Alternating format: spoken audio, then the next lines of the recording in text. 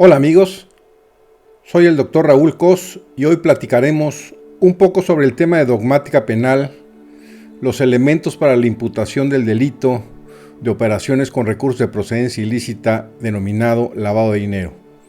De acuerdo con lo que establece el artículo 400 bis y 400 bis 1 del Código Penal Federal. Quédate con nosotros. Bienvenidos. Bienvenidos al podcast Penal Compliance, el espacio donde el derecho penal, la gestión de riesgos y el cumplimiento convergen.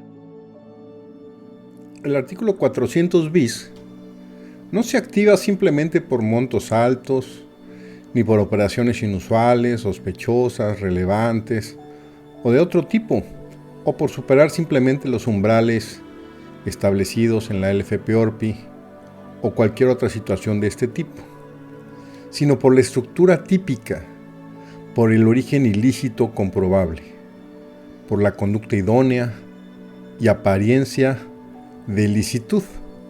Sin estos tres ejes, no hay lavado de dinero. Solo hay indicios y situaciones que no corresponden a la tipicidad del delito. Aquí no se asume, se acredita y se analiza. Lo más importante es que se litiga.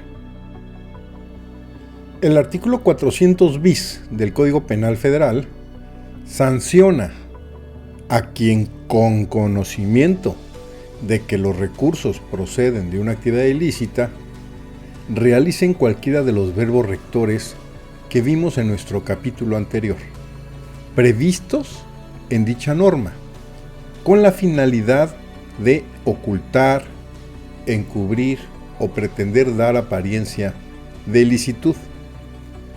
Desde una perspectiva dogmática, se trata de un delito autónomo, distinto del delito previo, que no exige sentencia condenatoria firme del ilícito, siendo suficiente su acreditación indiciaria. En el texto vigente del artículo 400 bis del Código Penal Federal, los verbos rectores, en sentido estricto y por fracciones, son 19 verbos rectores, 15 en la fracción primera y 4 en la fracción segunda, como ya lo hemos visto. A partir de ello, se desarrolla el análisis dogmático completo con imputación objetiva, es decir, el nexo causal normativo, y muchos de sus elementos. Para ello, la dogmática del delito, de acuerdo a la conducta, a la tipicidad, a la antijuricidad, a la culpabilidad y a la punibilidad, iremos viendo cada uno de estos puntos. Cuando la conducta, siendo el primer elemento, puede ser de dos maneras: de acción o de omisión. El tipo se estructura como delito predominante de acción, con los 19 verbos. Cuando decimos que el artículo 400 bis contiene estos 19 verbos rectores, es muy importante aclarar que no estamos hablando de 19 distintas formas o verbos o hechos, sino que el legislador describe 19 diferentes formas de cometer el mismo delito. En términos dogmáticos, esto se le conoce como un tipo penal alternativo. Esto significa que basta realizar uno de los verbos para que el tipo penal se actualice. No es necesario cometerlos todos, ni una combinación específica o de algún orden específico. Y aunque se realice uno o varios verbos, no se multiplican los delitos, sino que seguimos ante un solo ilícito penal. La clave está en entender que el núcleo del delito no es el verbo en sí, sino la finalidad y el riesgo que se crea para el sistema económico. Al romper deliberadamente la trazabilidad de los recursos, ahí es donde claramente debemos entender el núcleo del delito. El artículo 400 bis no castiga cuantas conductas realizas, sino castiga que mediante cualquiera de ellas estés introduciendo la opacidad ilícita en el sistema económico.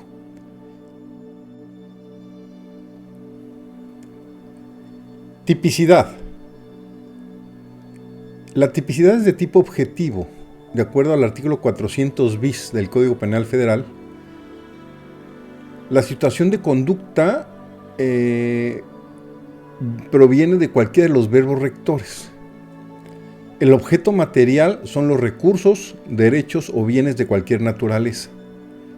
El elemento contextual son actos dentro del territorio nacional, de este a la inversa, en el tráfico internacional. Con conocimiento del origen ilícito, es decir, el sujeto actúa cuando tenga conocimiento de que proceden o representan el producto de una actividad ilícita. El tipo subjetivo. El delito previsto en el artículo 400 bis del Código Penal Federal es un delito eminentemente doloso. No admite comisión culposa. El propio tipo penal lo establece expresamente al exigir que el sujeto activo actúe. Me refiero a que la Secretaría de Hacienda y Crédito Público, por conducto de la Unidad de Inteligencia Financiera, de acuerdo con sus propias atribuciones del reglamento interior de la Secretaría, debe tener conocimiento y acreditar que los recursos proceden o representan el producto de una actividad ilícita. Este enunciado normativo excluye cualquier forma de culpa y ubica el estándar subjetivo mínimo, siendo claramente el dolo directo. El sujeto activo sabe que los recursos, bienes o derechos proceden o representan el producto de una actividad ilícita. No se exige, y aquí muchas situaciones de que pronto la Fiscalía señala cuando, bajo sentencia condenatoria previa, la identificación exacta del delito fuente, ni conocimiento técnico jurídico del ilícito. Es decir, me requiere de obtener esa información de la procedencia ilícita. Hoy, basta con la certeza, conciencia clara del origen ilícito, incluso obtenida por inferencia razonable, y ahí es donde hay que tener mucho cuidado al respecto. La antijuricidad del artículo 400 bis del Código Penal Federal. La antijuricidad en el delito previsto por el artículo 400 bis del Código Penal consiste en la lesión o puesta en peligro del bien jurídico protegido, es decir, la integridad del sistema financiero, la trazabilidad lícita del patrimonio y el orden socioeconómico del Estado. No se configura por simples operaciones sospechosas, inusuales o de todas aquellas operaciones que pueden estar fuera de los umbrales. Lo más importante es cuando la conducta típica transforma, oculta, administra o inserta recursos de procedencia ilícita con finalidad de darles apariencia de licitud. Genera un riesgo jurídicamente desaprobado. Hay antijuricidad cuando el sujeto, con conocimiento del origen ilícito, ejecuta una conducta idónea para romper la trazabilidad del bien y proyectarlo al circuito formal. Es decir, lo trata de transformar de lo ilícito a lo lícito, afectando el interés público en la prevención del lucro delictivo. Si falta la acreditación del origen ilícito, del conocimiento o de la apariencia de licitud, la antijuricidad se rompe y el tipo penal pierde validez material. Por lo tanto, el 400 bis exige 3 condiciones mínimas concurrentes. Número 1. los bienes de procedencia ilícita acreditada y no presumida. 2. Conducta típica idónea para desconectar el bien de su origen delictivo. 3. La apariencia de licitud que comprende el interés público y el sistema financiero. Sin estos elementos no hay lavado de dinero, solo atipicidad, irregularidad o sospecha. En 2 palabras, tenemos que determinar el origen ilícito de ese recurso y la manera como el destino del mismo se transforma de manera importante a sabiendas que existe el conocimiento ilícito con la conducta de ocultar para romper la trazabilidad del bien e ingresarlo al sistema formal. La culpabilidad. En el delito de operaciones con recursos de procedencia ilícita hay culpabilidad cuando la persona es capaz de comprender lo que hace,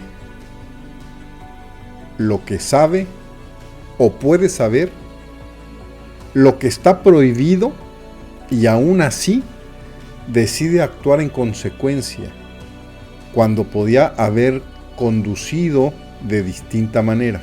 Es decir, los delitos de esta naturaleza son económicos financieros.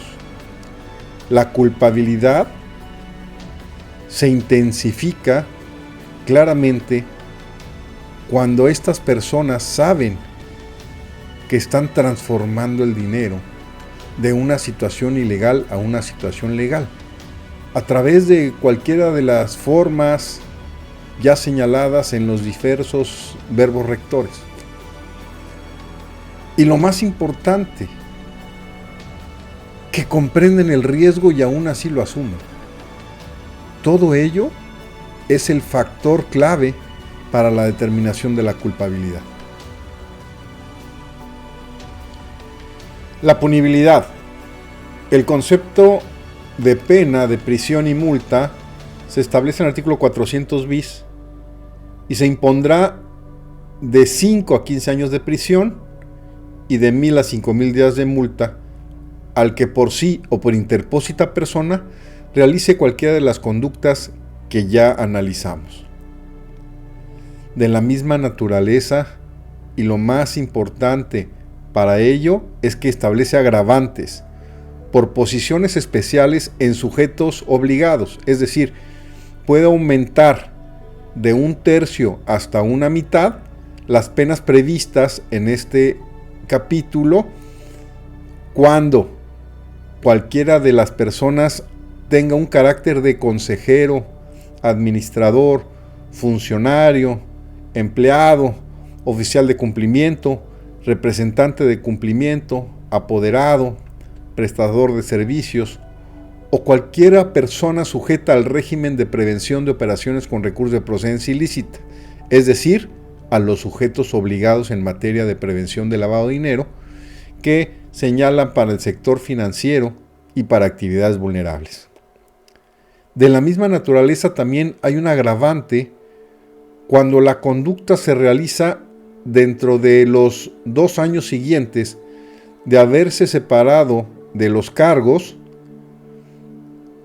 las personas que estaban plenamente en funciones en el cuidado, control y cumplimiento, desempeñaban o desempeñan funciones dentro del sistema de prevención, la inhabilitación de su puesto. Además, el aumento de la pena de prisión en estos casos podrá ser hasta en el doble del tiempo igual a la pena de prisión impuesta.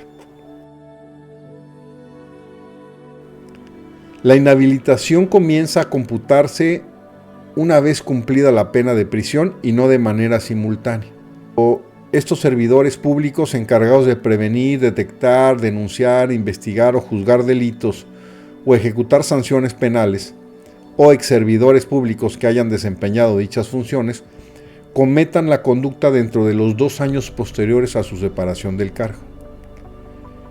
De la misma forma, existe también otra situación agravante y en ese sentido, cuando utilicen personas en situaciones de vulnerabilidad, se aumenta hasta en una mitad cuando las penas previstas cometen el delito. Utilicen personas menores de 18 años o personas que no tengan capacidad para comprender el significado del hecho o que no tengan capacidad para resistirlo. Los 10 elementos para el desglose sistemático de esta dogmática lo vamos a señalar para hacer la conclusión del mismo. Ya señalamos los verbos rectores, son 19 verbos rectores, 15 en la fracción primera, 4 en la fracción segunda, que deben ser muy claros la situación de los hechos, de la situación conductual, de cómo se lleva, cómo lo llevó a cabo, de qué forma, manera, etc. El nexo causal, la imputación objetiva, el nexo normativo funcional, es decir, la creación del riesgo prohibido, de opacidad y de legitimación del recurso, o la realización del riesgo en la integración y en el ocultamiento del mismo. 3. El resultado típico. Predominantemente el peligro abstracto al orden económico-financiero y a la administración de justicia, la clara erosión de la trazabilidad de los recursos. En la fracción segunda, el resultado normativo, la afectación a la transparencia sobre la naturaleza, origen, destino, propiedad, titularidad de los derechos, recursos o bienes. La calidad del sujeto activo o delito común, al que realice, al que haga, de cualquier forma, de cualquier naturaleza, por sí o por interpósita persona.